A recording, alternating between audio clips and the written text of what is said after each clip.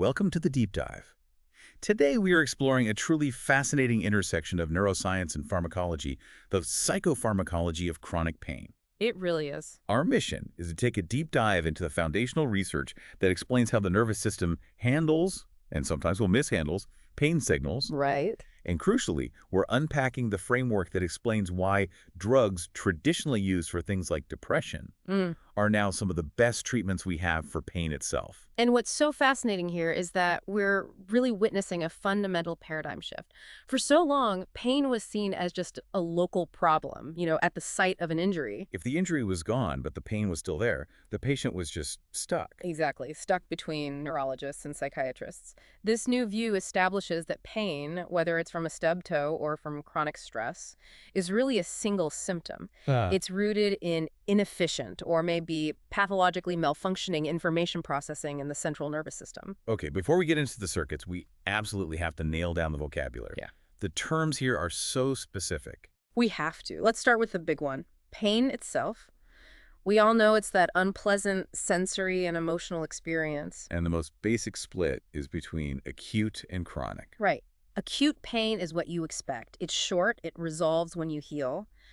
But chronic pain, that's the one that persists longer than it should. And the insight here is that we shouldn't get hung up on some arbitrary time limit, like 6 months. So if the healing should be done, but the pain is still there, it's chronic. That's it. It's chronic. And within that, the specific types are key. Oh, absolutely. The most important clinical term here is probably neuropathic pain. This is pain that comes from damage or just dysfunction of the nervous system itself. This is not the tissue, but the wiring. The wiring, either peripheral nerves or the central circuits. And that's really what we're trying to treat with these central agents. And then you have those terms that describe the exaggerated responses. Yes. So if you have allodynia, it means something that shouldn't be painful causes pain, like a bed sheet or even a breeze on the skin. That sounds awful. It's a total short circuit in the sensory wiring. And then there's hyperalgesia. That's an increased response to something that is already painful. So a little pinprick feels like a serious burn. And both of those are huge red flags for this sensitization process we're going to talk about. It's huge red flag. Okay, let's start at the very beginning. If I hit my elbow, how does that initial normal pain, what we call nociception, actually get from the elbow to the spinal cord? It all starts with the primary afferent neurons, or PANs. They're the peripheral wires. And what's crucial is their cell bodies are actually outside the central nervous system in the dorsal root ganglion. So they're the first responders, so to speak. The very first. The process starts with something called transduction. Receptors on that nerve ending detect the trauma, the hit, and that generates a little voltage change. And if that voltage is big enough, If it's big enough, it kicks open these special channels, voltage-sensitive sodium channels, or VSSCs, and that triggers an action potential that just races toward the spine. which is why local anesthetics work, right? They just block those channels. Exactly. They block those sodium channels from opening, stops the signal right in its tracks. Now, the types of nerve fibers. Mhm. This explains so much about why we feel different kinds of pain. That sharp shock versus the long, dull ache. Precisely. We have 3 main classes. First are the A-beta fibers. You can think of these as the good guys. They detect non-painful things, light touch, vibration, that sort of thing. Just normal sensory input. Just normal sensory input. Then you have the A-delta fibers. They're faster, and they carry that initial, sharp, fast pain. They're the ones that make you say, ouch, that just happened right now. And the miserable lingering pain. The one that really wears you down. That is the work of the C fibers. These are these bare, slow-conducting nerve endings, and they only respond to truly noxious stuff heat, chemical, mechanical damage. They're responsible for that second wave of pain, the slower, aching, burning sensation. Yes, all those signals arrive at the spinal cord. They do. They synapse in a region called the dorsal horn onto what are called projection neurons. And these are the first neurons entirely inside the central nervous system, which makes the dorsal horn. Well, it's the first and maybe the most important gate for regulating pain. Okay, let's unpack that. We've got this raw electrical input hitting the gate at the spinal cord. How does the CNS take that and turn it into the actual subjective emotional experience of suffering? It does that by sending the signal up to the brain along 2 major and very distinct pathways. And this distinction it's just critical for understanding chronic pain. 2 different pathways for 2 different jobs. 2 different jobs. The first is the sensory discriminatory pathway. This one travels up the spinothalamic tract to the thalamus and then onto the somatosensory cortex. Its job is purely logistical. So it tells you where the pain is and how bad it is? Exactly. The facts. The second pathway is the emotional motivational pathway. So this is where the suffering comes in. This is where the suffering comes in. It goes up through the spinobulbar tracts to the brainstem and then projects into the limbic areas, your amygdala, your anterior cingulate. This pathway carries the misery, the depression, the affective component. And the actual feeling we call pain only happens when those two combine in the brain. Only when the sensory facts and the negative emotional weight come together. Before that, it's just electricity. And that really gets at the core difference between normal pain and neuropathic pain, doesn't it? The system itself is malfunctioning. It's amplifying the signal. Yes, that malfunction has a name: central sensitization.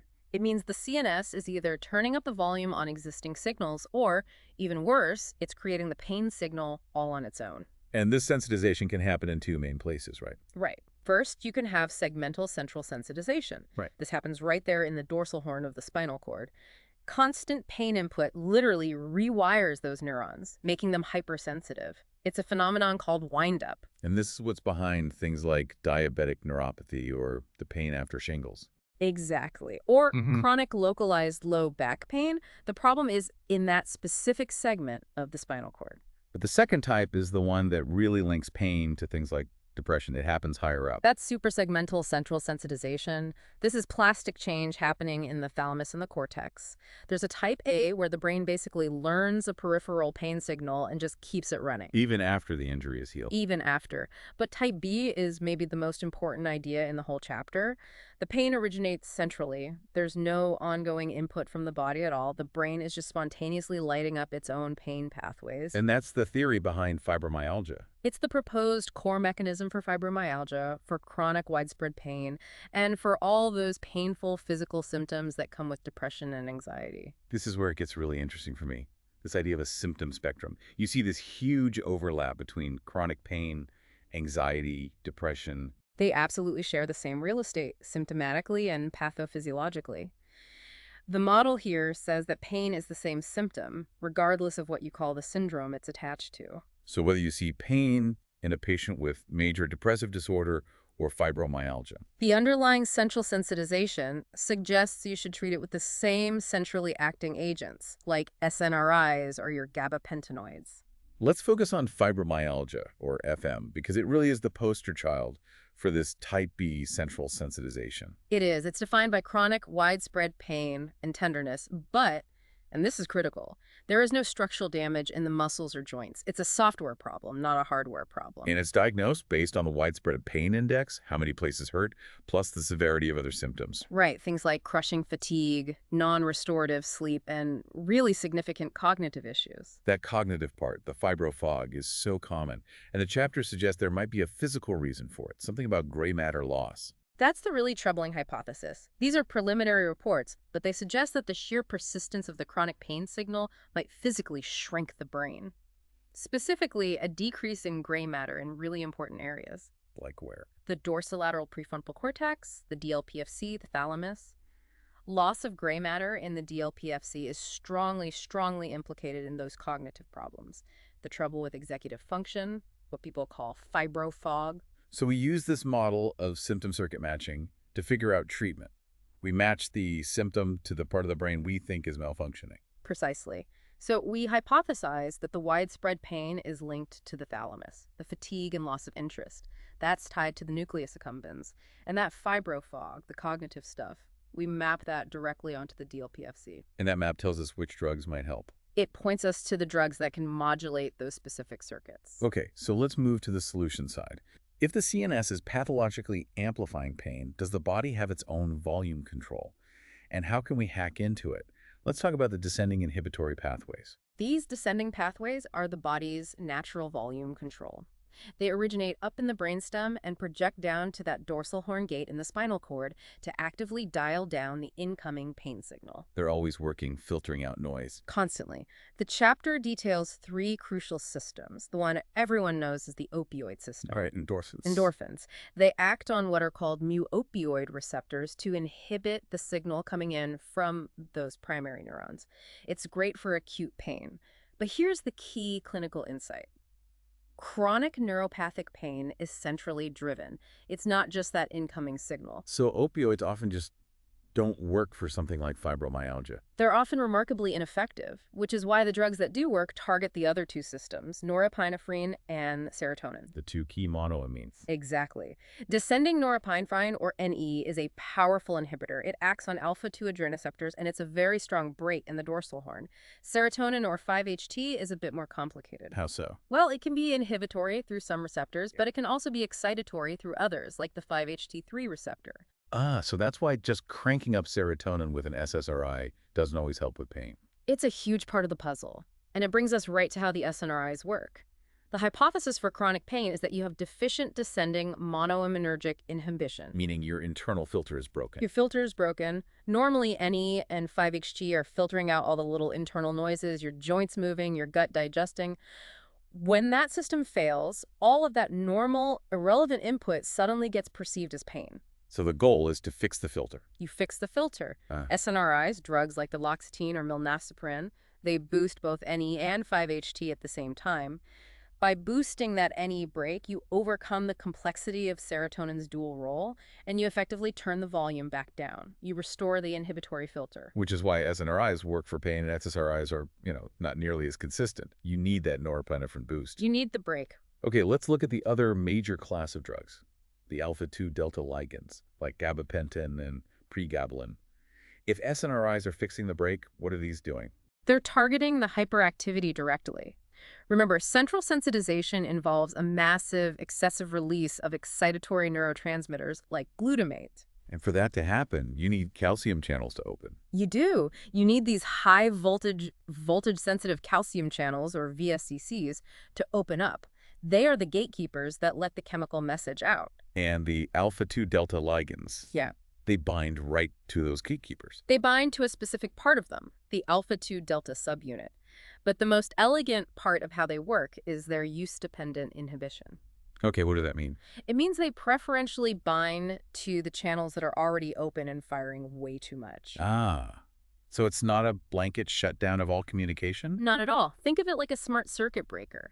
It only targets the connections that are already overloading those hypersensitive, overconducting channels in the dorsal horn, the thalamus, the cortex. It leaves normal, quiet communication pretty much alone. So it calms down the sensitized circuits without shutting everything down. Exactly. And that's how it alleviates neuropathic pain in things like diabetic neuropathy and fibromyalgia. And given how complex a syndrome like fibromyalgia is, you've got the pain, the fatigue, the fog, the sleep problems. It makes sense that you might need to combine treatments. Oh, combination therapy is often key. The symptoms target different circuits. The alpha-2 delta ligands are great for pain, but they also really help with slow-wave sleep and can reduce anxiety. And the SNRIs can target the depression, the anxiety, the fatigue. Right. And linking back to that fibro-fog, there's a specific idea about how some SNRIs might help with cognition. Dopamine connection. The dopamine connection. Cognitive function is strongly tied to dopamine in the DLPFC. SNRIs, especially ones with a strong NE kick like milnacipran, actually increase dopamine in that specific part of the brain. And that dopamine boost is thought to directly improve those cognitive symptoms. So to wrap all of this up, what is the single biggest takeaway for someone listening to this? I think the concise recap is this. The chapter fundamentally redefines chronic pain. It's not a peripheral issue, it's a central one. The core mechanism is central sensitization. The brain and spinal cord pathologically creating or enhancing pain signals. And the drugs that work, the SNRIs and the alpha-2 delta ligands. They work because they are centrally acting. They restore the body's own broken volume control, and they selectively block the overactive gates in those sensitized circuits. So what does this all mean for you? It means pain has to be seen holistically.